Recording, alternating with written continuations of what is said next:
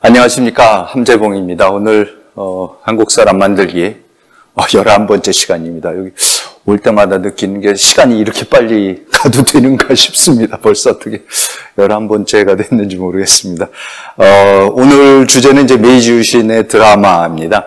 지난 시간에 그 메이지 유신 전야의 그 일본의 모습을 그 말씀을 드렸고요. 이제 오늘 본격적으로 메이지 유신의 드라마를 말씀드릴 텐데 정말로 드라마입니다. 정말로 드라마고 오늘 도저히 한 시간에 다 말씀드릴 수 없는 분량을 또 준비를 해와서 시작 전부터 지금 벌써 불안합니다. 이게 제대로 커버가 될지. 그렇지만 뭐 마냥 늘어져서 이 부분만 말씀드릴 수는 없어서 가장 엑기스만 재밌는 부분만 좀 뽑아서 말씀을 드려보도록 하겠습니다. 우선 첫 번째로 그 지도를 좀 한번 항상 저는 역사나 뭐 하여튼 인문 뭐가 됐든 해서 지도가 굉장히 중요하다고 생각합니다. 지도를 한번 보시면은 굉장히 많은 거를 느끼게 됩니다. 우선 이렇게 이제 지도를 제가 구글 거를 그냥 이렇게 잘라서 이렇게 했는데 이 국경이 없으면은 진짜 이 나라가 저 나라 같고 저 나라가 이 나라 같고 예를 들어서 왼쪽에 여기 보시면은 여기 이제 조슈가 있고 시모노세키가 있고 요게 사가본이고 뭐 사스마 도사 이런데 이쪽 사람들한테는 조선이 훨씬 가깝습니다. 한반도가 이 도쿄 여기보다는요. 도쿄 여기보다 여기 지금 조슈나 사스마에서 이 도쿄까지는 굉장히 멉니다. 그리고 말씀드린 대로 여기 산맥까지 가로막혀 있어서 왼쪽이 관서구, 간사이, 이쪽이 간도구. 그러면서 굉장히 다릅니다. 근데 사실 우리가 아는 일본의 대부분의 역사가 이 에도 시대 이전까지만 하더라도 다 이쪽에서 간사이에서 일어납니다. 오사카도 여기 있고 교토도 여기 있고 그리고 이쪽 동네에서 다 일어나는데 이제 도쿠가와 시대가 오면서부터 그 무게중심이 이제 에도로 도쿄 지금의 에도로 이제 다시 옮겨가는 거죠. 그래서 이제 한번 그 큰 지도를 이제 가끔가다 다시 돌아올 텐데 이렇게 한번 보시고 그 다음에 오늘하고 다음 시간에 계속 다를 요 죄송합니다. 스시마, 대마도 섬이라는 게 딱 지금 대한해협에 있어서 조선하고 한국하고 일본의 딱 중간에 있습니다. 그리고 이제 이 대마도 문제가 계속해서 한일 간에 조선하고 일본 간에 이제 문제에 초점이 되기 시작하는 거고 그래서 그것도 한번 지도상으로 보시면 좋습니다. 그 대마도는 조선에도 조공을 바쳤었고 일본의 번이기도 하고 그래서 굉장히 그 중간에 이중적이기도 하고 굉장히 중요한 역할을 하면서 나중에 이제 정한론이 일어나고 하는 모든 거의 중심에 서게 되는 게 이제 대마도기도 하고 그렇습니다. 그리고 지난 시간에 말씀드렸던 어쨌든 이쪽이 서군, 동군 해갖고 이제 새끼가하라 전투, 여기서 벌어지는 새끼가하라 전투 때 서로가 이제 맞섰던, 그리고 큰 역사를 보면은 이 도쿠가와 시대는 이 동군이 서군을 이기면서 도쿠가와 시대가 됐던 거고, 그 다음에 이제 메이지 유신이라는 건 다시 이 서군, 서쪽군이 다시 또 이겨가지고 그 무게중심을, 정권을 자기네한테 가져오는 거다. 이렇게 좀 단순화시켜서 보실 수도 있겠습니다. 자, 그러면 메이지 유신이 이제 어떻게 일어나게 됐느냐. 지난 시간에 말씀드렸지만, 도쿠가와 시대라는 게 자기네가 그 산킹고타이, 뭐 이렇게 인질 시스템 비슷한 것도 만들어서 다이묘들이 전부 다 도쿄에 와서 살아야 되고, 그리고 외국하고의 교류를 막아가지고 쇄국을 시키면서 규슈 쪽 다이묘들을 이제 힘을 약화시키고, 이제 여러 가지 계산을 해서 조심스럽게 균형점을 이제 잡아서 세력을 유지를 했었는데, 이제 제일 큰 충격이 이제 외세로부터의 충격. 느닷없이 미국이 이제 나타나게 되는 거죠. 참, 그걸 보면 지도를, 지난 시간에도 말씀드렸지만은, 항상 역사의 무게중심이 이쪽 서쪽이었었고, 그러니까, 이, 카톨릭 신부들이 오거나, 조선에서 오거나, 중국에서 누가 올 때는 항상 이쪽, 후쿠오카, 규슈, 시모노세키 쪽으로 먼저 오게 돼 있습니다. 그렇죠? 서쪽에서부터 오는 거니까, 일본으로 올 때는. 그러니까 그런 의미에서 이 에도는 저 멀리 있는 별로 갈 일도 없는 데였는데, 미국에서 입장에서 보면 미국은 태평양에서 건너오기 때문에 미국은 제일 먼저 도달하는 것이 이 에도입니다. 도쿄입니다. 그래서 태평양 시대가 열면서 또 에도는 또 도쿄가 중심이 또 되는 그런 점도 있습니다. 그런데 이렇게 조심스럽게 도쿠가와가 막부가 이제 세력 균형을 잘 만들어놨는데 거기서 두 가지 계산을 못한 게 있죠. 이제 첫 번째가 외세. 미국이 느닷없이 와서 문을 열고 뭐 고래잡이 배에 석탄 저장고도 하고 뭐 등등등등을 요구하면서 갑자기 개국을 하라고 이제 요구를 하면서 그때부터 균형이 깨지는 게 하나 있고, 그 균형이 깨지면서 그 균형에 이제 호응하는 게 이 시시, 소위 말해서 지사들입니다. 저는 이때 역사 보면서 우리가 애국지사 할 때 그 지사라는 말이 이때 나오는 얘기들이더라고요. 그러니까 시시라고 지사라는 게 뭐냐면요, 젊은 하급 사무라이들입니다.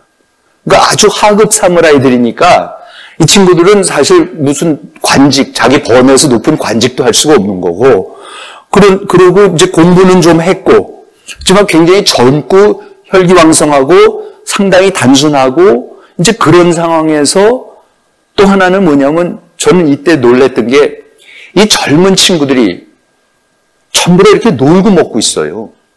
그러니까 일본 경제가 이때 얼마나 강했으면은 이 젊은 친구들이 이렇게 많이 놀고 먹고 있을 수가 있는지가 참 놀랍습니다. 그러니까 경제가 좋은 경제에는 뭐 10몇 살, 20살짜리들이 직장 없이 돌아다니고 이렇게 저렇게 먹고 살 수가 있게끔 되어 있습니다.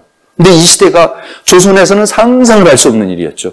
근데 일본에서는 이런 각 번마다 워낙 풍족하니까 하급 사무라이들은 할 일은 없고 혈기는 왕성하고, 그러니까 이 친구들이 번을 떠나서 자꾸 교토로 가고 에도로 가고 그러면서 자기들끼리 교류를 하고 이제 그럽니다. 그러면서 이제 이때 이 젊은 사람들이라서 여러분 딱 386 생각하시면 됩니다. 이때의 제일 어떻게 보면 자극적이고 제일 극단적인 이데올로기에 젖기 시작을 합니다.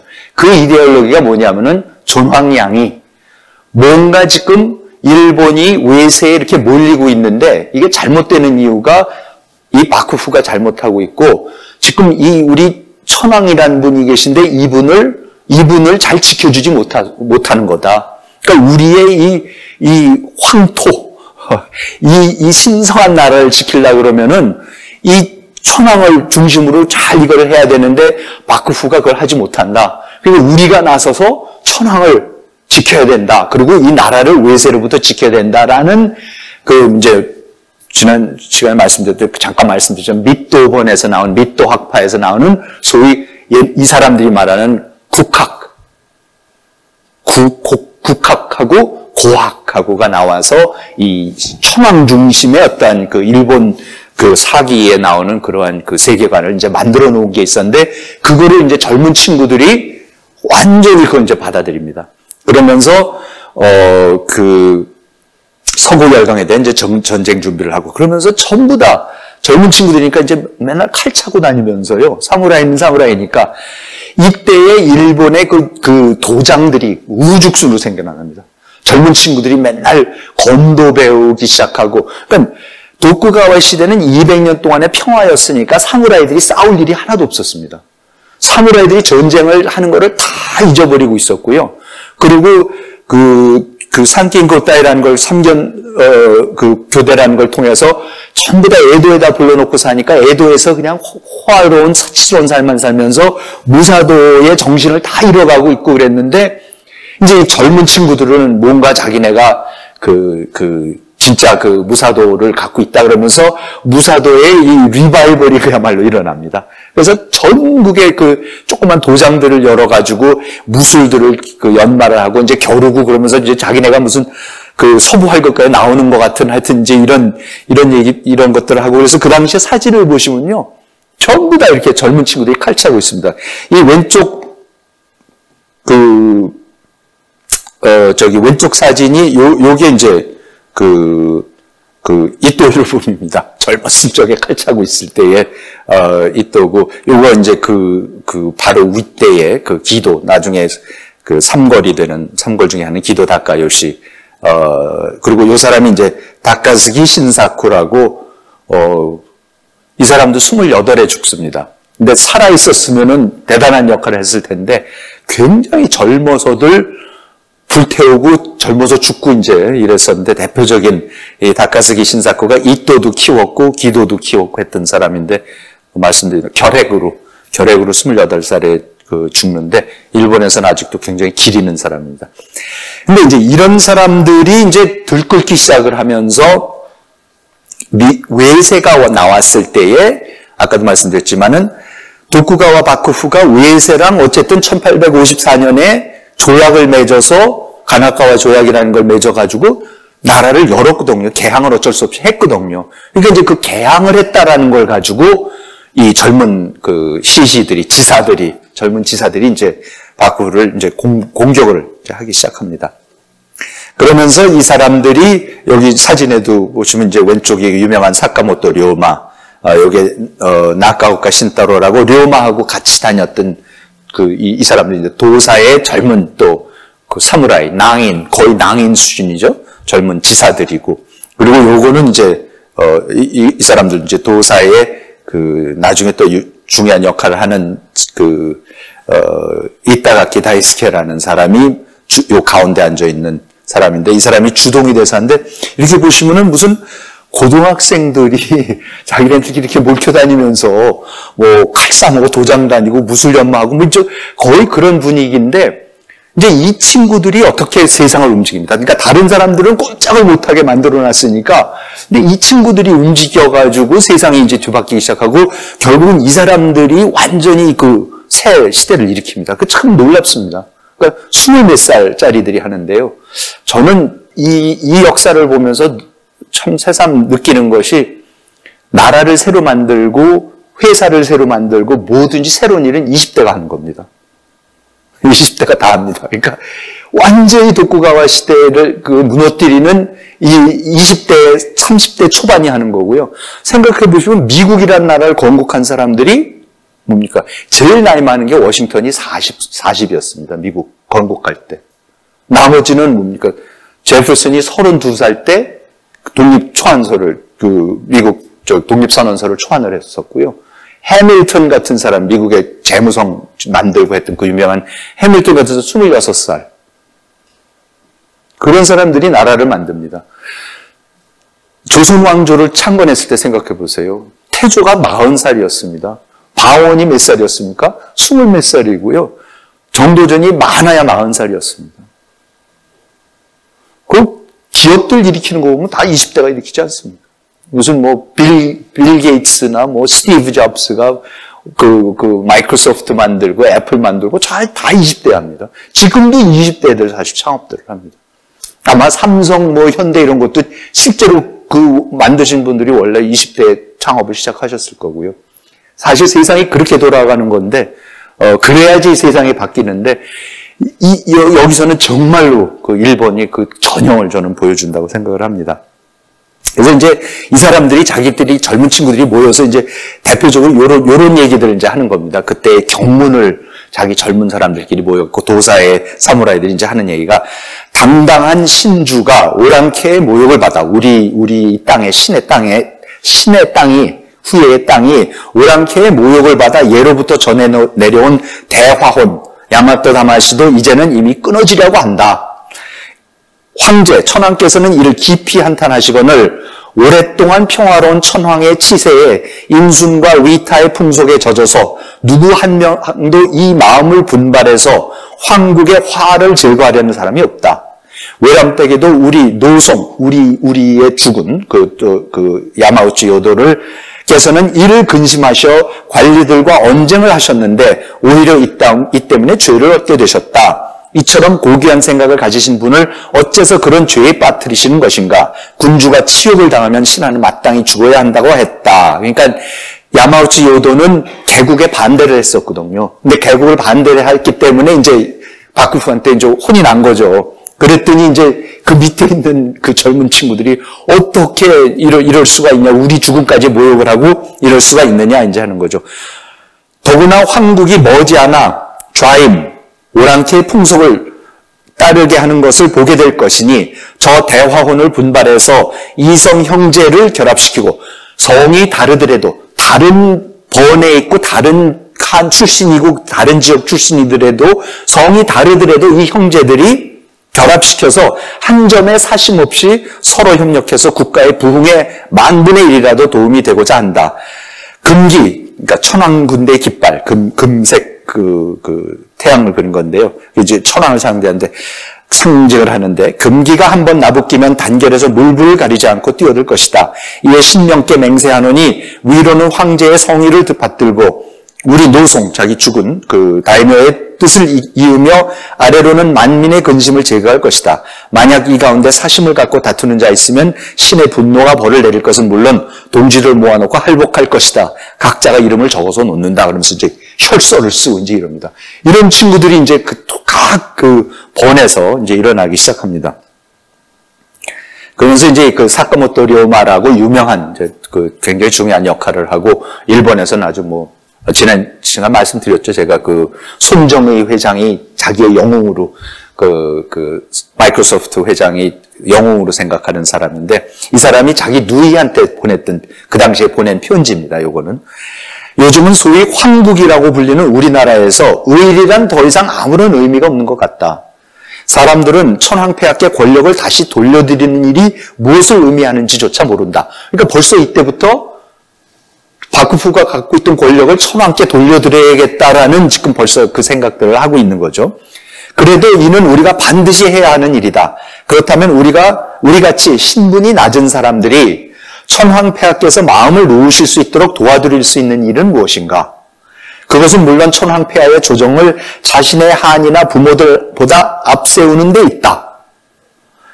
자신의 친척들과 자신의 번을 우선시하지 않고 어머니와 부인, 아이들을 버리는 것이 우리에게 주어진 책무를 저버린 것이라는 생각은 우리가 처해 있는 시대상에 비춰볼 때 바보 같은 관료들이나 하는 말이다. 그리고 이런 말에 현혹된 부모들은 우리 감은 운운하면서 아들들이 어떻게 해야 좋을지 모르게 만들고 있다.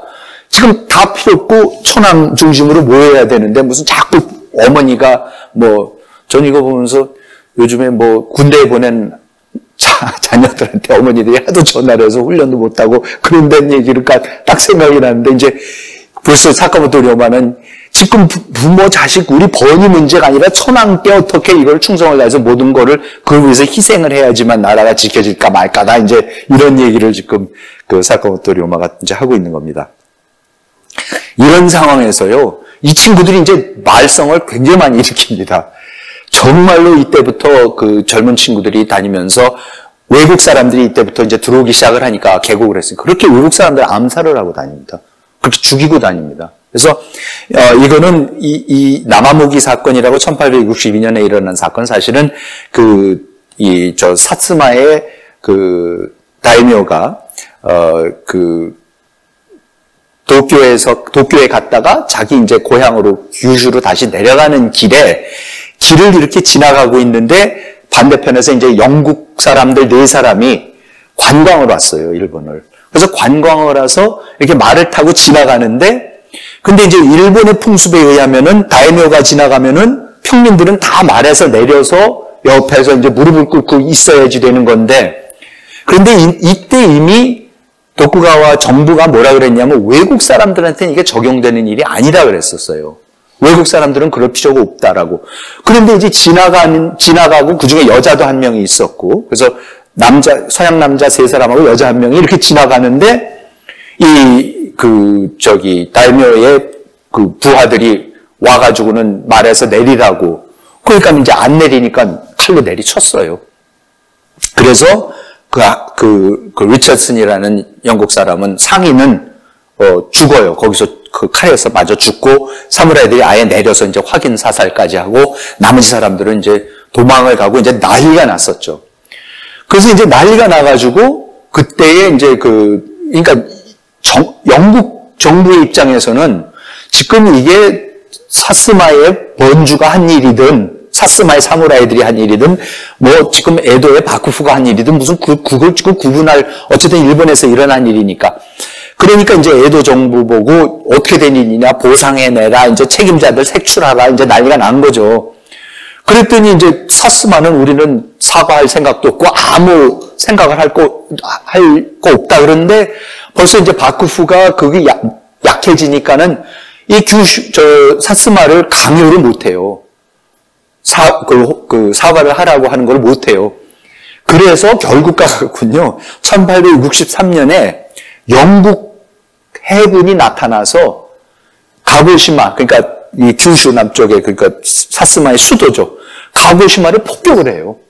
그래서 이게 사스에이 전쟁, 사스마 영국 전쟁이 벌어집니다. 우리나라의 신미양요, 병인양요 같은 일들이 벌어지는 겁니다.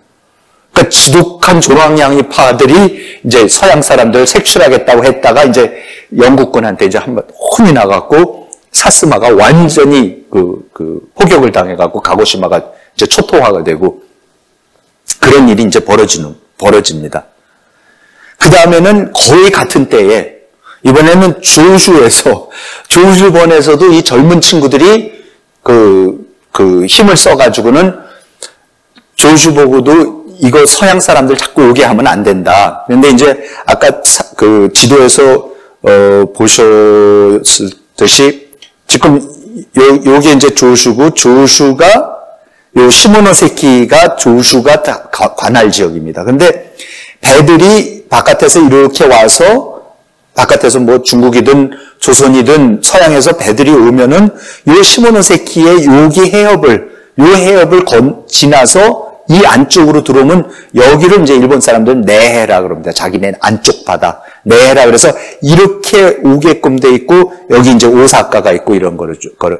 그러니까는 요 길목을 이제 지키고 있고 영국 배들, 네덜란드 배들 모든 배들이 이쪽에서 오니까 일로 다 통과를 하니까 이 조슈의 조랑양이파들이 거기에 지나가는 서양 배들을 폭격을 하기 시작을 했어요. 그래서 이제 폭격을 하기 시작해갖고 시모노세키 해전이 1863년 7월에 벌어지니까 미국 배가 상선이 폭격을 받으니까 미국 해군의 와이어밍호가 와가지고 이제 또 반격을 해서 이제 폭격을 해갖고 협상을 하고 있는데 또 네덜란드 배를 또 폭격을 하니까 네덜란드 배 군함 레두사호라는 것도 또 와서 또 폭격을 하고 그러고 나서는 이제 서로가 사과를 해라, 보상을 해라, 이제 이러다가 결국은, 64년 9월에 가가지고, 시모노세키 전쟁이 그야말로 일어나서 이때는 영국 전함 9척, 네덜란드 전함 4척, 프랑스 전함 1척, 그리고 미국은 증기선 1척. 근데 미국이 왜 증기선 1척밖에 못 보냈냐면, 미국이 이때 남북전쟁 때였습니다. 그래서 남북전쟁 따라서 미국 정부가 여기에다가 무슨 군함을 보내고 지금 남북 간의 전쟁을 하느라고 전혀 여유가 없어서 상징적으로 자기네도 그래도 여기에 동참한다 그래갖고 중국 배를 하나 빌려가지고 이제 여기에 이제 파견을 했었습니다. 그래서 지금 몇 척인가요? 이러면 14척. 해군, 서양 최강군 해군 14척이 와가지고 전함 14척이 와서 시모노세키를 포격을 합니다. 그래가지고 이 조슈의 부대를 완전히 이제 초토화시켜버리고 이 사진들은 영국군 왼쪽 사진은 이제 영국군이 이 조슈의 포대를 시모노세키에 있는 조슈 포대를 점령한 사진이고 오른쪽은 이제 프랑스 군인들이 와서 이제 점령한 상황이고 자 그러니까는 뭐냐면 꼭 말씀드린 대로 신미양요, 병인양요 같이 한번 서양하고 본격적으로 이제 싸웁니다. 그런데 이제 조선에서는 병인양요, 신미양요를 한 다음에 척화비를 세워서 우리가 이겼다. 어쨌든 뭐 이겼는지 졌는지는 정확하지는 않지만 서양이 물러갔으니까 우리가 이겼다고 척화비를 세우고 다시는 서양하고 교류하는 놈들은 가만 안 놔둔다라고 전국에 척화비를 세우고 더욱더 쇄국을 하고 걸어갔는데 일본에서는 이상한 일이 벌어집니다. 전투를 하고 나서 이 사람들이 어떡합니까? 이거 안 되겠다. 이거 배워야겠다. 자기네가 당하고 나서는요, 끝까지 맹렬하게 싸우고 나서는 근데 이래 갖고 안 되겠다. 배워야겠다. 그럽니다. 그래서 이 조랑양이 파들이 완전히 서양을 배우는 파로 돌아서 버립니다.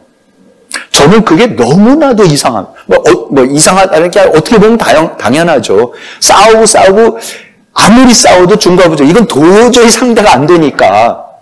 그러면 끝까지 싸워서 나 다 죽을 때까지 싸울래 하는 방법도 있겠고, 아니면은 이놈들을 이기려면은 내가 이놈들의 이 포술과 이 과학기술과 이 전술과 이거를 배워야겠다라고 생각할 수도 있어요.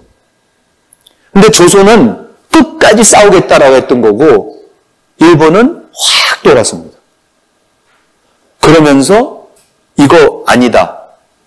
배워야겠다. 서양을 배워야겠다 그럽니다. 저는 그게 참 놀랍니다. 그래서 전 아까 이제 386 말씀도 드리고 그랬었는데 정말로 저는 그 일본의 이 개국의 놀라운 측면이 의정척사파 같은 존왕양이파가 들고 일어나서 서양하고 싸우고 천주교를 하여튼 서양 거면 다 싫다고 그러고 다 서양 사람을 죽이고 살인하고 다니고 그러다가 몇 번 싸워보고 나서는 완전히 돌아서서 이거를 배우자 라고 하는, 그게 잘 안 일어나는 일이에요, 보니까. 그러니까 저는 그런 얘기 가끔 어디서 했는데, 우리가 386이 세대가 어쨌든 조직을 해서 당시에 자기네가 불의하다고 생각하는 정권을 타도하고 권력을 잡는 데까지는 성공을 했는데, 그 사람들이 유학을 갔었으면, 왜냐면 이 사람들 유학을 가거든요. 우리를 이기는, 그러니까 저는 그래요. 그런 것 같죠. 미제가 그렇게 미국 제국주의가 그렇게 싫었으면은 미국을 가서 공부를 해서 미 제국주의를 어떻게 이길까를 정말 미국을 알아갖고 와서 미국하고 싸우는 방법이 있는 거고, 지금 일본 사람들이 그러는 거예요. 이 영국 놈들, 네덜란드 놈들, 미국 놈들 어떻게 이길 거냐? 이놈들 상대로 어떻게 황토를 지킬 거냐? 그러니까 전부 다 유학을 가는 거죠. 정말 이기는 방법이 뭐냐 하는 그런 놀라운 그 인식의 전환을 합니다. 그러면서 제일 지독하게 싸웠던 이 사스마의 지사의 그 지도자인 사이고 다카모리하고 조슈의 제일 지독한 조랑양이파 지사 시시인 기도 다카요시 같은 사람들이 동맹을 맺어가지고, 그리고 그 동맹을 맺는데 도사의 번에 사카모토 료마가 중재를 합니다. 이 중재하는 얘기도 제 책에는 자세히 써놨는데 정말 드라마도 이런 드라마가 없습니다. 사스마하고 조슈가 그렇게 서로 싸우고 그렇게 라이벌이었는데 이거를 마지막에 가갖고 결국은 동맹을 해서 같이 동맹을 해서 오히려 바쿠프를 거꾸로 튀는데 힘을 합치자라고 그거를 만들어내는 과정이 너무 드라마틱합니다. 그러니까 이제 료마가 간다라는 소설도 있고 그 영화도 있고 이제 그런 건데, 아무튼 그런 과정을 거쳐서 이 두 번이, 그러니까 서양하고 제일 지독하게 싸워본, 그러니까 그만큼 무력이 있었으니까, 나름대로 무력이 있었으니까 싸웠던 거죠. 제일 지독하게 싸웠던 조슈하고 제일 지독하게 싸웠던 사스마가 힘을 합쳐가지고 바쿠프를 무너뜨립니다.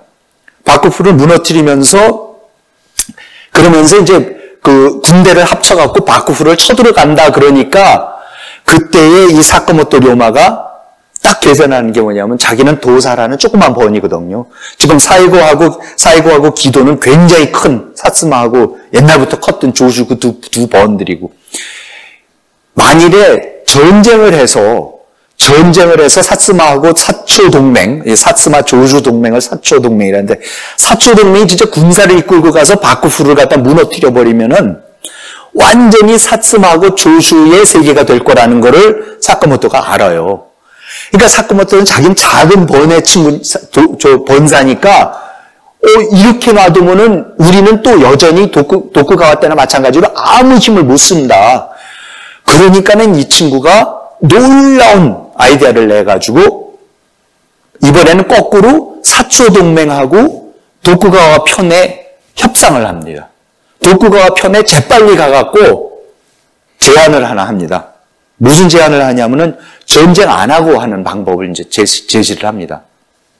그러면서 도쿠가와 편에 가갖고는 빨리 지금 군대가 지금 사초 동맹군이 당신들 타도하는데 아무런 당신들은 힘이 없으니까 무너질 게 뻔하니까 그 전에 빨리 합의를 하라. 어쨌든 협상을 해라. 일단은 이제 그렇게 해놓고 그때에 이 사카모토 료마가 도쿠가와 사람들 만나러 가면서 배 위에서 8가지 자기가 앞으로 도쿠가와 무너지고 세상이 바뀌면은 일본이 이러이러한 원칙에 의해서 나라를 재정비를 해야 될 것 같다라는 거를 지금 28살짜리가 하급 무사가 지금 배 타고 가면서 이 화급한 상황에 선중팔자, 그러니까 배 위에서 지금 8가지 책략을 쓴 겁니다. 거기에 쓴 게 뭐냐면 천하의 정권을 조정에 봉환하고, 그러니까 정권을 일단 천황한테 봉환 다시 돌려드리고 새 정령을 조정해서 세워야 한다. 그러니까 완전히 새로 시작하자. 상하 의정국을 설치하고 의원을 두어 만기를 시기에 맞게 공의로 결정한다. 의회 정치를 하자는 겁니다, 지금. 세 번째, 유능한 공경제후와 천하의 인재를 고문으로 삼아 관직을 내리고 종래의 유명무실한 관직을 폐지해야 된다. 그러니까 이제 바쿠후레 이런 여러 가지 이런 걸 폐지해야 된다. 네 번째, 외국과의 교류를 확대하는 공의를 모으고 새롭고 지당한 규약을 세워야 한다. 외국과의 어떻게 교류를 할 건지 정확하게 이제는 협정을 맺어갖고 제대로 해야 된다. 다섯 번째, 옛 율령을 폐지하고 새롭고 무궁한 대전을 제정해야 된다. 그러니까 율령제 국가로 다시 이제 돌아가고 있으니까 그걸 없애야 된다. 여섯 번째, 해군을 확장해야 된다. 일본은 바다, 섬이니까 이 해군의 중요성을 다시금 이제 얘기를 하는 거죠. 일본은 해군이 항상 없었습니다. 일본도. 중국도 해군이 없었고요. 일본도 해군이 없었습니다. 그러니까 일본 해군이 임진왜란 때도 일본이 해군이 없었기 때문에 이순신 장군한테 그렇게 당하는 거죠. 육군은 항상 강하죠. 왜냐하면 자기가 내륙에서 맨날 전국시대에 자기네들끼리 늘 전쟁을 하고 그랬으니까 육군은 진짜 세계 최강이었었는데 임진왜란 때 해군은 없는 거죠. 그러니까 해군이 그렇게 판판이 당하니까는 결국은 제해권을 갖다가 잡지를 못하니까 임진왜란도 이제 완전히 실패를 하는데 이때까지도 이제 해군이 없는 거죠, 일본이. 그러니까 해군을 만들어야 된다. 중국에서는 위원이라는 사람이 해국도지라는 유명한 책을 써서 그걸 가지고 이제 우리도 이거를 해야 된다. 해양 방어를 해야 된다는 얘기를 하고 그랬지만은 똑같은 얘기는 이제 일본서도 하고. 그 다음에 일곱 번째, 어친병을 설치하여 제도를 수비하게 한다. 어친병이라는 게 뭐냐면 황군을 만들자는 거예요. 각 번마다 따로 번 내 사무라이들이 있고 다이묘를 중심으로 군사들이 있어서 서로 싸우는데 이건 사병 같은 거니까 그거 다 없애고 국가의 병사를 만들어야 된다. 국군을 만들어야 된다. 그때 그걸 이제 황군이라고 했던 거죠. 그리고 여덟 번째가 금은의 시세를 외국과 균형을 맞추는 법을 제정해야 된다는 게 뭐냐면 환율을 맞춰야 된다는 얘기를 하는 거예요. 근데 이 사카모토 료마가 이걸 왜 하냐면은 이 사람이 카이엔타이라는 일본 최초의 주식회사를 만들어서 해운회사를 만들었었어요.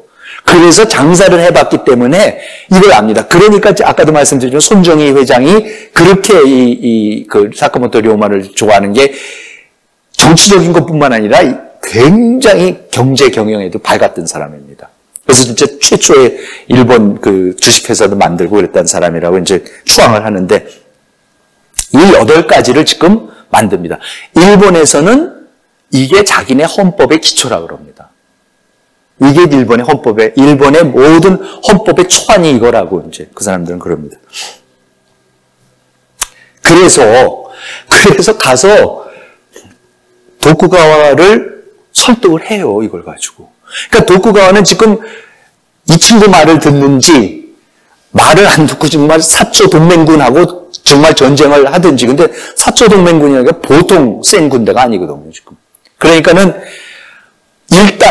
일단 전쟁을 면하려고 뭐를 하냐면 사카모토 말을 듣고 대정봉환이라는 거를 발표를 해버려요. 그러면서 뭐라고 하냐면, 알았다. 쇼군직을 내놓겠다. 쇼군직을 내놓고 천황한테 내가 옛날에 우리 도쿠가와 조상이 받았던 그 장군직을 돌려드리겠다라고 선포를 해버려요. 그래서 이 고토 쇼지로가 사카모토 료마의 친구였고, 고토 쇼지로는 나중에 우리 조선하고도 계속해서 그 김옥균이나 이런 사람들이 가서 일본에 도움을 받을 때 고토 쇼지로 같은 사람이 굉장히 김옥균 그 개화파를 도와주고 그러는 사람인데, 이때는 아직 젊은 이제 그 도사의 번사였었는데, 지금 사카모토 료마가 배에서 이런 거를 쓰고 이제 하면서 가서 전달을 해서 그거를 고토 쇼지로라는 젊은 친구가 자기네 번주하고 같이 지금 도쿠가와한테 가갖고 전했더니 도쿠가와가 그래 그러면 나 대정봉환 할게 이래버린 거예요. 그러니까 이제 그때의 그 상황을 보고서 이제 흥분해서 고토 쇼지로가 사카모토한테 편지를 보낸 게 남아 있는데 이렇게 썼습니다. 쇼군은 정권을 보위에 이양할 것이라는 의사를 밝혔고, 정말로 네가 말한 대로 쇼군이 정권을 내놓겠댄다. 내일 조정에 이와 같은 상소를 올릴 것이라고 했습니다. 이제 상하원을 갖는 의정국이 설치될 것입니다. 이는 1000년 만의 대사건입니다. 당신에게 이 일을 알리는 것을 잠시도 지체할 수 없었습니다. 이보다 나라에 더 큰 기쁨을 주는 일은 없을 것입니다. 그러니까 역사가 돌아간 게 너무 어처구니 없게 안 될 것 같은 일이 되는 때도 이렇게 있는 거예요. 그래서 이때에 어쨌든 그냥 200년을 내온 도쿠가와 이에야스가 만든 그 장군직을 그냥 돌려주겠다고, 이제 천황한테 돌려주겠다고 그럽니다. 그러고 나서 이제 얘기가 길어지니까 좀 줄이면은 결국은 그 다음에도 이제 점점 요구하는 게 많아지고, 우선 제일 요구하는 게 뭐냐면은 대정봉환. 그래, 그러면 쇼군직을 내놓는 것만이 아니라 정말 조슈하고 사초 동맹의 이 사이고나 기도나 오쿠보나 이런 친구들이 대단한 게 뭐라면 그거 갖고 안 된다. 도쿠가와가 갖고 있는 영지를 다 내놔라. 도쿠가와가 갖고 있는 모든 직책 다 내려놓고 에도성을 넘겨라.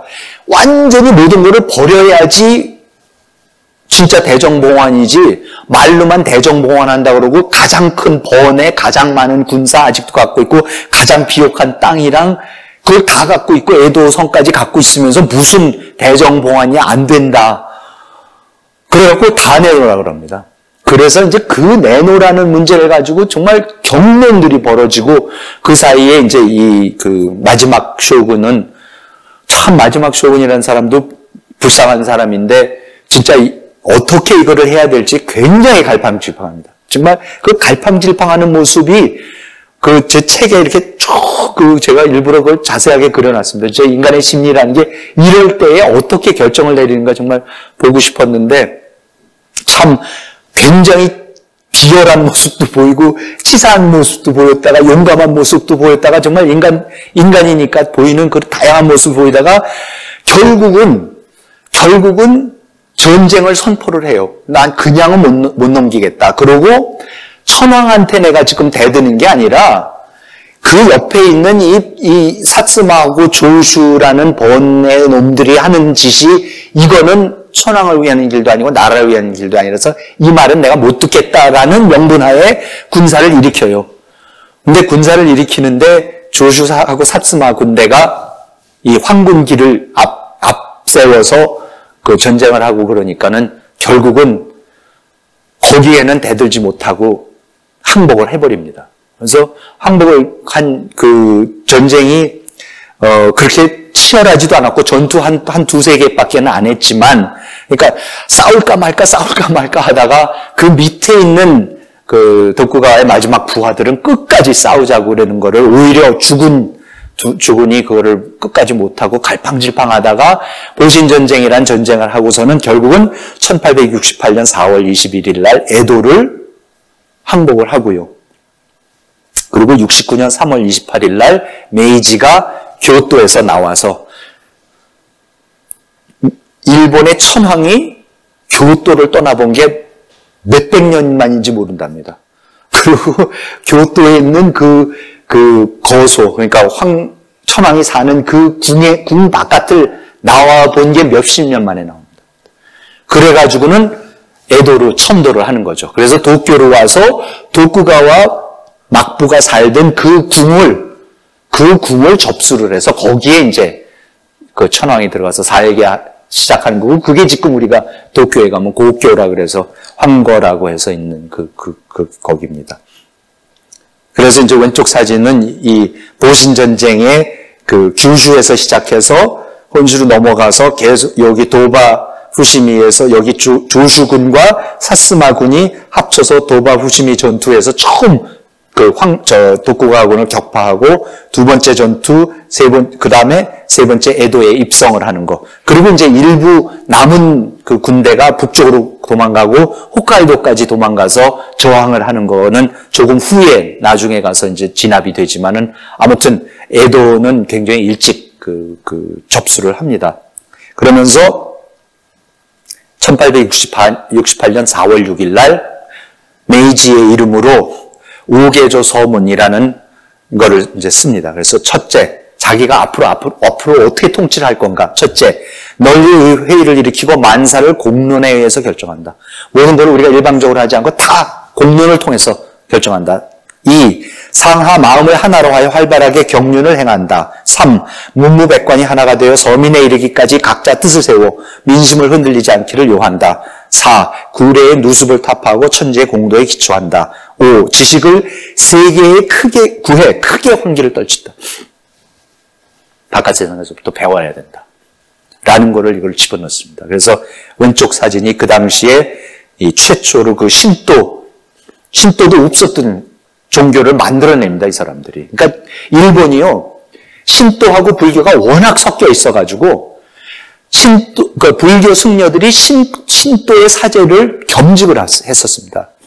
다 겸직을 했었죠. 근데 이때에 와서 그걸 구분을 시켜버립니다, 나라가. 그래서 승려면 불교 승이면 불교 승이고 신도 사제면 사제지 둘 다 못한다. 그래갖고 신도 사제를 할 거면은 머리를 길러라 그러면서 전부 다 불교 승려 같이만 했던 거를 자기네가 다시 만들어내는 거예요. 그래서 신도라는 종교를 완전히 다시 만들어냅니다, 이 사람들이. 그래갖고 이 오개조 서문 발표를 하는 것도 자기네가 만들어낸 최신식이지만 자기 딴에는 몇천 년 된 전통이랍시고 해서 그 전통 의례에 따라서 했다라는 걸 이렇게 그 당시에 이제 그림을 그려놓습니다.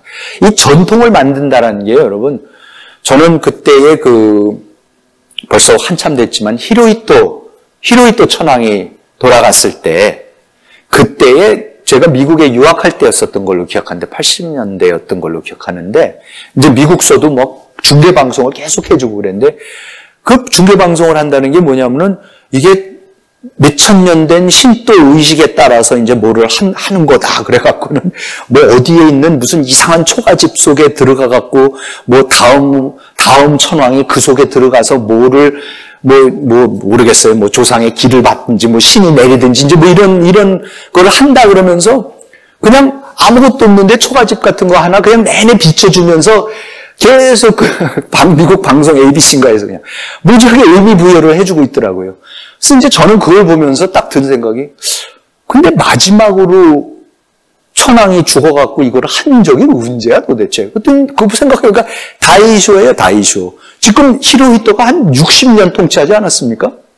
그럼 다이쇼 때에, 그때에 히로히토가 물려받을 때에 무슨 의식을 행했었는지 아는 사람 아무도 없어요. 그 당시에 살아있는 사람. 그런데 엄청나게 의미 부여를 하는 거예요. 뭔가 신비스러운 2000년 된 만세 일가의 뭐 세계에서 가장 오래된 무슨 이거를 만들어내고 미국 사람들이 거기에 홈팍 빠지는 걸 보고 제가 이야 정말 놀랐어요. 근데 이 책 쓰면서 더 놀란 거 뭐냐면 그나마 그것도 지금 이때에 만든 겁니다. 1880년대에 다 만들어내는 거예요. 60년대에. 그런 걸 가지고 이 자기네 권위를 세우고 할 줄 아는 이 상징 조작에 있어서 너무너무 능합니다. 그리고 드디어 이제 본격적으로 들어가는 게 놀라운 일들이 벌어지는 게 판적봉환. 이게 뭐냐면 이제 다이묘가 270개 번이 있지 않습니까? 그럼 이제 천황이 자기가 직접 통치를 하겠다 그래서 도쿠가와 막부에서는 대정봉환 권력을 다시 넘겨줬어요. 그러면은 뭐냐면 나머지 번도 천황이 자기가 직접 통치한다 그러니까 그러면 다이묘로서 갖고 있었던 그 권리를 천황한테 내놓으라는 거예요. 그러니까 자기네가 수백 년 동안 조상으로부터 물려받던 그 다이묘직을 없애버리는 거예요. 하루아침에 없앱니다. 그래서 이것도 그냥 가서 요구를 해요. 이거를 천황이 그 당시에 조슈아하고 사츠마하고 도사하고 자기한테 제일 충성해서 자기를 다시 갖다 앉혀놓은 그 그러니까 사이고, 기도, 오쿠보 이런 사람들이 하급 무사로 있었다가 그 사람들이 군사를 일으켜서 천황을 앉혀놓은 다음에는 천황을 시켜서 자기의 주인, 주군들 보고 당신을 다이묘직 내놔 이렇게 합니다. 정말요. 그런데 이걸 내놓습니다. 그래서 내놓으면서 하루아침에 그 몇백 년 된 그 권력을 내놓고 자기네가 조상 대대로 살던 성에서 다 떠나면서 그 대신에 직책은 줘요. 뭐냐면 자기가 통치하던 그 번의 지사직을 줘요. 현지사. 하지만 세습은 안 되는 현지사직을 주는 거죠. 그래서 이때에 정말 눈물겨운 장면들이 곳곳에서 벌어집니다. 그러니까는 마지막으로, 그러니까 그때 당시에 이제 외국 사람들이 많이 살고 있었으니까 그런 장면을 목격한 거를 이제 적어놓은 기록들이 있습니다. 그래서 오늘 아침에 정말 놀라운 일이 벌어졌는데 내가 살고 있는 이 번의 번주가 사람들을 불러놓고서는 이제부터는 천황한테 충성을 해라. 나한테 충성하지 말고 나는 여기를 떠난다 그러면서 몇백 년을 살아온 그 고향을 떠나서 그 다음에 쫙 에도로 이제 가서 현지사로 복무하려고 에도로 떠나면서 그 번에 사는 모든 그 번의 시민들이 그 백성들이 다 나와서 마지막으로 배웅하는 이 모습이 번마다 그게 반복이 됩니다. 그러니까 이렇게 질서 있는 놀라운 권력 이양이 벌어진다라는 게 제가 그 지난 시간에 말씀드렸지만 이거를 나중에 이와쿠라라는 사람이 영국 공사관한테 가서 얘기를 하니까 야, 우리나라에서 이런 일이 벌어지려고 그러면 아마 전쟁 몇십 년 하고 몇백 년은 걸렸어야지 이게 될까 말까 하는 일인데 어떻게 너희는 이런 일이 벌어지냐고 감탄을 했었다는 말씀을 제가 드린 적이 있는데요. 그래서 그때 이제 판적봉환을 이렇게 이제 얘기를 합니다. 그때 천조께서 처음으로 나라를 여시고 기틀을 세우신 이래 황통일개 만세 무궁하여 보천설토 그 소유가 아닌 것이 없고 원래가 다 천황의 땅이다. 그 소유가 아닌 것이 없고 그 신하가 아닌 자가 없었습니다.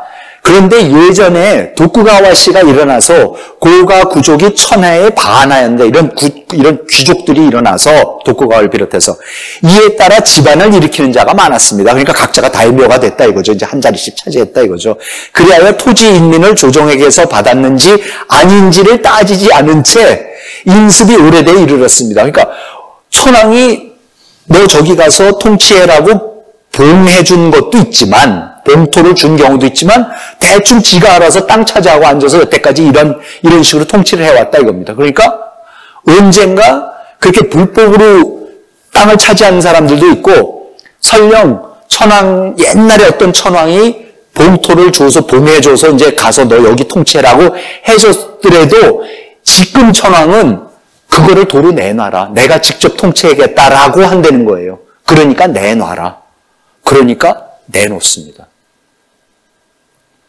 물론 돈은 좀 주고 먹고 살 수 있을 정도는 다 해주지만 다이묘들은 해주죠. 근데 사무라이들은 이제 완전히 아무것도 없이 쫓겨납니다.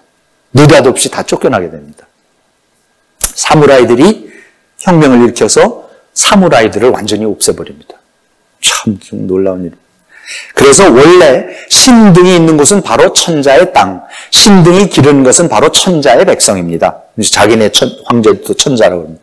어찌 사유할 수 있겠습니까? 어찌 사슬을 가질 수 있겠습니까? 지금 삼가 그 판적을 거두어 바치니 원하옵건대 조정의 사정에 맞추어 줄만한 것은 주고 빼앗을 만한 것은 빼앗아 부디 열한의 봉토에 조명을 내려 이것을 새로 정해 주시길 바랍니다. 라면서 조슈아 사츠마와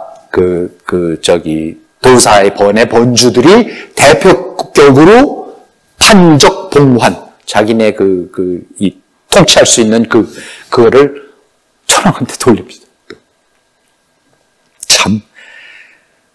그러면서 나라가 이제 바뀌어 나가요. 그러니까 이제 뭐냐면은 수백 년 동안 번으로 나눠서 각자가 알아서 자기 번을 통치하던 거를 이제 중앙정부가 이제 맡게 되는 거죠. 근데 중앙정부라는 게 없지 않습니까? 한 번도 중앙정부라는 게 있었다가 이제 천황이 상징적으로 있었지만 천황은 교토에서 수백 년 동안 존재조차 미약한 사람이었는데 느닷없이 천황이라고 하지만 천황 주위에 아무도 없는 거고 지금 이 혁명을 일으켰던 하급 사무라이들밖에 없는 거예요. 이 친구들이 이때부터 그러니까 다 뺐는데 도쿠가와로부터도 권력을 뺐고 270명의 다이묘로부터 다 땅이랑 모든 거를 다 돌려받는데 이거를 갖고 그러면 이제 어떻게 하느냐예요. 이게 놀라운 문제입니다, 지금. 그래서 이걸 갖고 이제 앞으로 뭐를 할 거냐 하는데 얼마나 혼란스러웠냐면은 별의별 일이 다 일어납니다. 그래서 대표적인 사건이 뭐였냐면은 68년 3월 8일 날 사카이 사건이라는 것이 있는데 도사의 사무라이들이 사카이라는 시에서 이 개항장이었죠. 그러니까 우리 프랑스 군인들이 이제 배를 대고 선원들이 이제 왔다 갔다 하고 그러는데 이게 이제 판적 봉환이 이루어지고 천황이 침정을 한다 그러니까 도사 번의 사무라이들은 자기도 이제 도사가 바로 사카모토 료마의 번입니다. 그러니까 자기네가 이긴 거죠. 그러니까 이 친구들은 조왕양이에서 서양놈들 쫓아낸다고 하면서 우리가 세력을 잡아서 서양놈들을 들여왔던 도쿠가와를 물리쳐서 천황이 돌아왔으니까 당연히 쇄국을 할 줄 알았어요. 그러니까 많은 사무라이들이 착각을 한 거예요. 왜냐하면 쇄국주의자 조왕양이 파들이 권력을 잡았으니까. 그러니까는 자기네 딴에는 그냥 서양 사람들 다 죽여도 된다고 생각을 해갖고 이놈들이 프랑스 놈들이 왜 왔다 갔다 해서 프랑스의 선원들 11명을, 해군 11명을 갖다가 사무라이들이 죽입니다. 그래가지고 이제 난리가 났죠. 그래서 이제 정부도 이건 절대 이러면 안 된다. 그래서 이건 정말 본을 보여야 된다. 왜냐하면 지금 권력 잡은 사람들은 뭐냐면 지금 해외 유학을 가야 되고 지금 바깥 세상에서 배우겠다고 개국을 완전히 열어제끼겠다고 해서 오히려 정권을 잡은 건데 도쿠가와보다도 더 열어제끼겠다고 권력을 잡은 건데 그 사람들 밑을 딴 사람들은 이제 오해를 한 거죠. 그래서 이거는 본을 보여야 된다 그래갖고는 다 잡아들여가지고요. 25명인가를 잡습니다. 그러니까 실제로 거기에 그 총을 쏘고 이제 칼을 휘둘러서 11명을 죽인 거를. 그래서 이 사무라이들이니까 사무라이들한테 할복하라고 명령을 합니다.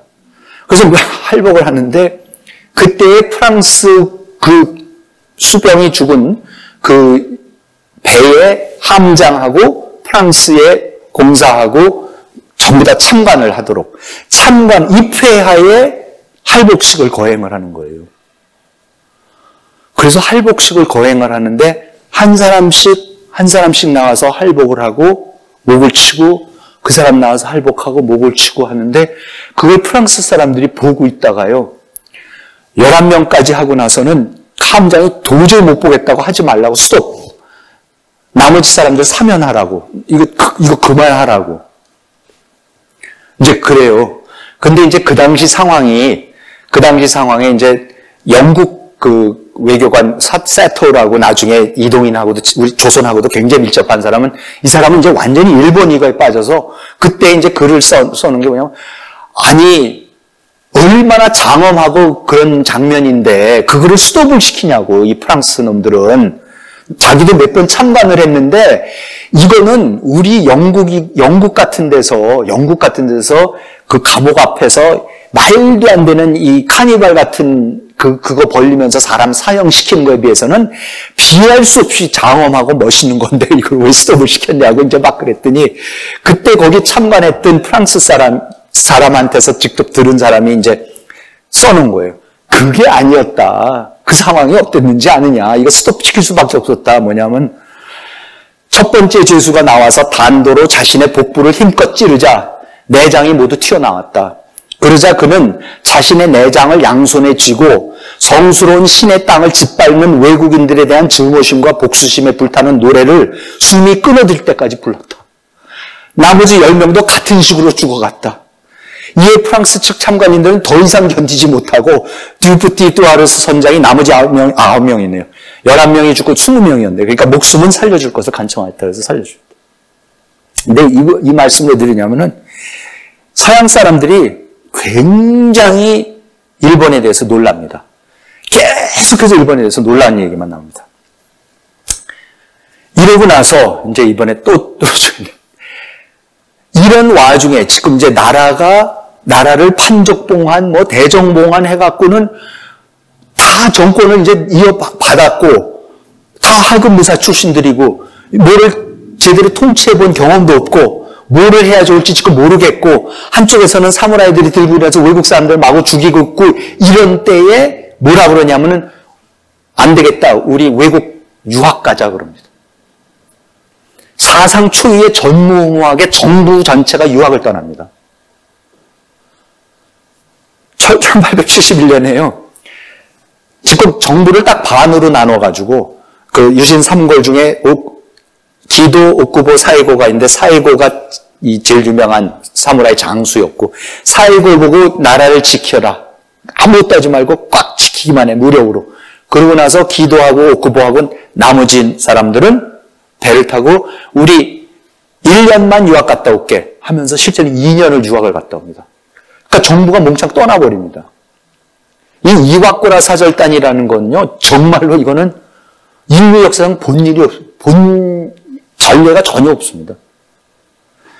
그래서 떠나는 이유는 불평등 조약을 재협상하는 문제를 하고 그 다음에 선진 문물을 시찰하겠다. 그래서 이와꾸라 도모미 귀족 출신 오쿠보 기도 다카요시 이토 히로부미 외 46명의 공식 수행원과 60명의 학생을 태우고 샌프란시스코, 워싱턴, 영국, 프랑스, 벨기에, 네덜란드, 러시아, 프라시아, 독일, 덴마크 나중에 끝에 이제 제가 지도도 보여드리겠지만 1년이 아니라 2년을 다녀옵니다.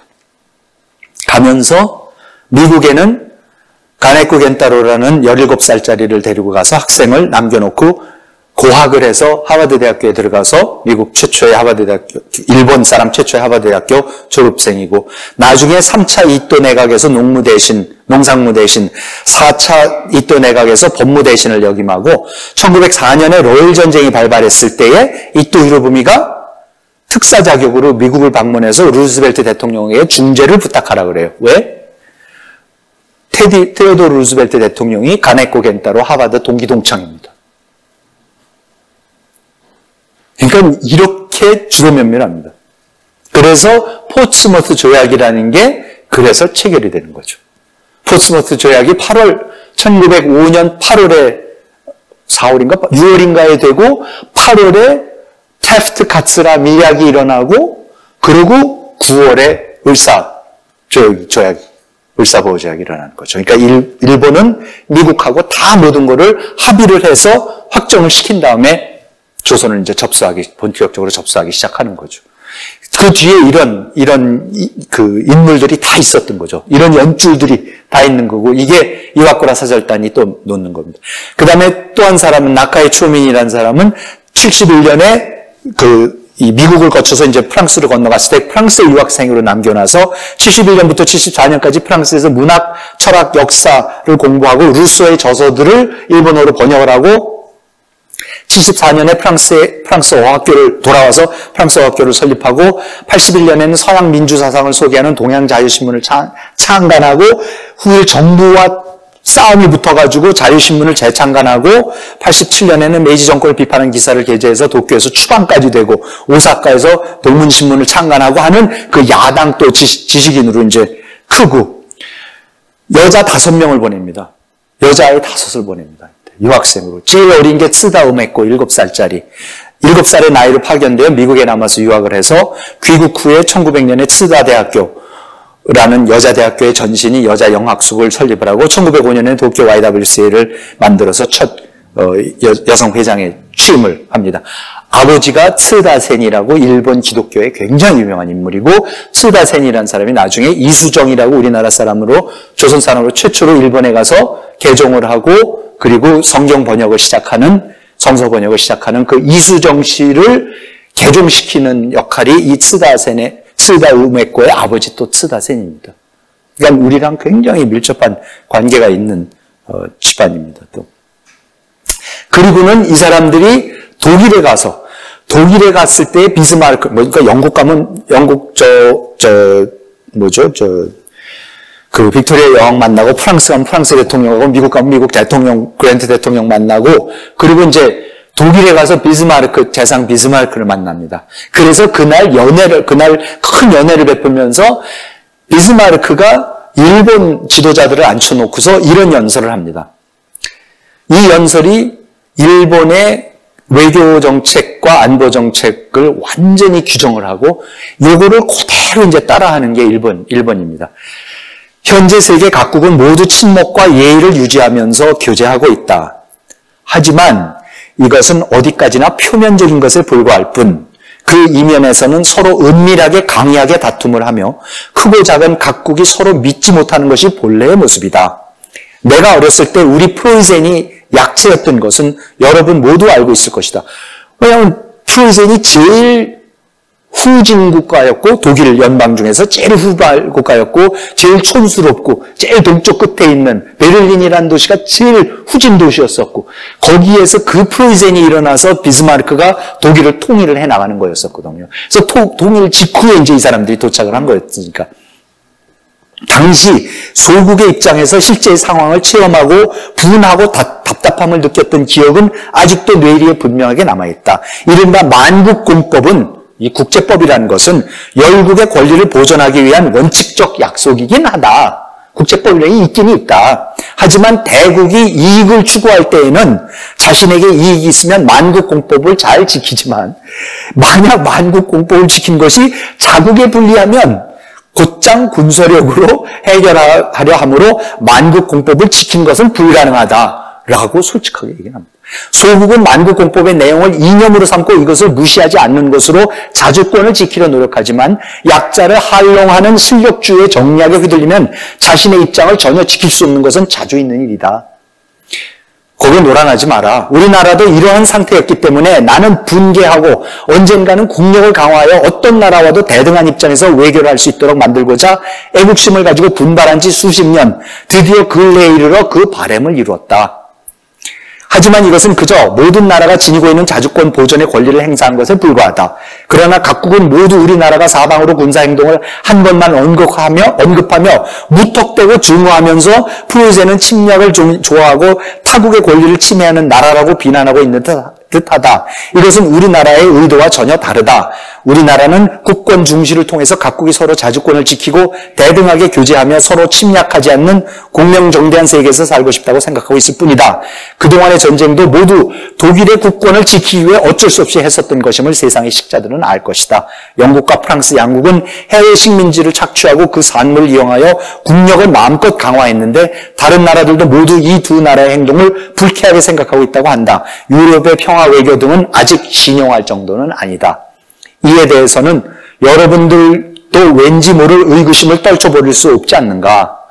그 마음은 내 자신이 소국에서 태어나서 그 실태를 너무도 잘 알기 때문에 이해할 수 있다. 내가 세계의 비판 등에 개의치 않고 국권을 유지하려고 했던 본심은 바로 여기에 있다. 따라서 현재 일본이 가깝게 교제하고 있는 나라도 많겠지만 국권과 자주를 중시하는 우리 독일이야말로 일본이 가장 가깝게 지내야 할 나라가 아니겠는가. 그러니까 일본이 완전히 홀딱 넘어갑니다. 그래서 군사고 외교고 이거 다 배웁니다. 심지어는 왼쪽이 비스마르크 사진이고 오른쪽이 이 사람이 이제 그 일본의 비스마르크라고 하는 옥구보도 심지입니다. 실제로 일본의 비스마르크랍니다. 이 팔 이렇게 하고 있는 거랑 수염 기른 거랑 똑같습니다. 일부러 흉내를 그대로 내고 외교정책, 안보정책도 그대로 흉내를 냅니다. 그러면서 일본이 팽창을 해나가기 시작하는 겁니다. 그러니까 일본의 어떠한 그 일본 제국주의의 그 팽창 논리나 모든 거를 이때 비스마르크가 다 그대로 제공해주고 일본은 그거를 이제 따라하는 겁니다. 그래서 이게 이제 그 지도입니다. 이 이와쿠라 사절단의 여행 경로입니다. 그러니까 여기서 요코하마에서 시작해서 상해로 해서 홍콩으로 해서 싱가포르로 해서 수에즈 운하를 거쳐서 프랑스로 가서 유럽으로 해서 아니죠. 죄송합니다. 요코하마에서 미국으로 먼저 가는 거죠. 요코하마에서 샌프란시스코로 워싱턴으로 가서 미국에서 4개월을 있습니다. 4개월을 있다가 아까 뭐 스다우메코 가네코 켄타로 다 유학생들 남겨놓고 그리고 대서양을 건너서 유럽으로 와서 유럽을 다 돌고 유럽 돈 지도는 여기에 있습니다. 그래서 안 간 데가 없습니다. 이 사람들이. 다 돌아봅니다. 유럽을. 샅샅이 다 돌아보니까 말씀드린 대로 이런 사람들을 최고 지도자들을 다 만나고 최고 시설들을 최첨단 시설들을 다 견학을 하고 그래가지고 1871년 12월 23일 날 떠나서 1873년 12월 13일 날 귀국을 합니다. 그러면서 이때부터 이제 배워온 거를 다 실행에 옮기기 시작하는데 이때 이 사람들이 돌아와서 느꼈던 가장 중요한 것 중에 하나가 뭐냐면 늦지 않았다. 유럽도 이런 거 시작한 지 얼마 안 됐구나. 우리가 지금 급하지 않다. 그러니까 급하지만은 지금 당장 뭐를 할 일이 아니다. 그러면서 제일 중요한 게 뭐를 하냐면요. 다음 시간에 제가 말씀드릴 이제 얘기가 나오는데 정한론 같은 게 전쟁을 하자, 빨리 뭘 하자 이런 거를 옥구보가 다 죽여버리면서 천천히 해. 그러면서 정말로 실력 양성하자. 그러면서 정치 개혁하고 헌법 만들고 경제를 긴축 재정을 하면서 경제를 일으키고 산업을 일으키고 교육 제도를 완전히 고쳐가지고 전 국민 교육을 이제 실시하기 시작하면서 몇 년 만에 초등학교를 3만 개를 만들어내고 그리고 제국대학을 만들고 엘리트 양성기관을 만들고 군대를 갖다가 징병제도로 바꿔가지고 군사를 키워가지고 그 1894년이 되면 이제 완전히 원정군이 될 수 있어 청하고 전쟁할 수 있는 군대를 만들어내고 불평등 조약을 다 재협상을 해갖고 관철을 시켜갖고 1894년 완전히 불평등 조약 1854년에 맺기 시작했던 외국과의 모든 불평등 조약까지 다 개정을 해서 평등 조약으로 만들어 버립니다. 그러고 나서 전쟁을 합니다. 중국하고 전쟁을 합니다. 그러니까 참 저는 이 과정을 너무나 짧은 시간에 많은 거를 말씀을 드렸지만은 정말로 놀라운 국가 개조의 그 과정이었고 그 지도자들의 이 세계 지식을 빨아들이는 능력 그리고 그거를 집행하는 능력 그건 정말 타의 추종을 보러 하는 놀라운 과정이었습니다. 다음 시간에는 그럼 이것이 지금 이렇게 된 것이 조선하고는 그럼 이제 이게 그 다음 문제가 조선 문제입니다. 이렇게 나라를 정리하고 제일 먼저 일본이 부딪히는 게 조선 문제입니다.